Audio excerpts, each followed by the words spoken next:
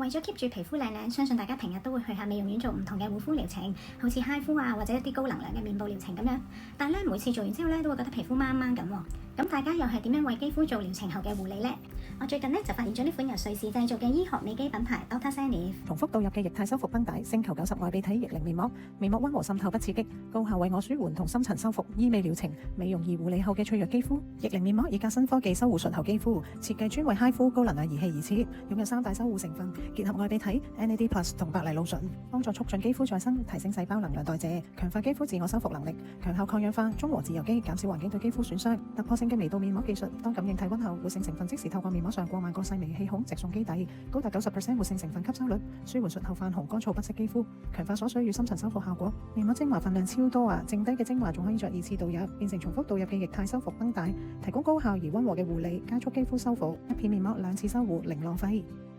而家每次做完美容療程之後，我都必定會敷 Dr. Sanif 嘅面膜，可以幫我修護皮膚，同時仲可以延長美容療程嘅效果。你哋都快啲買嚟試下啦！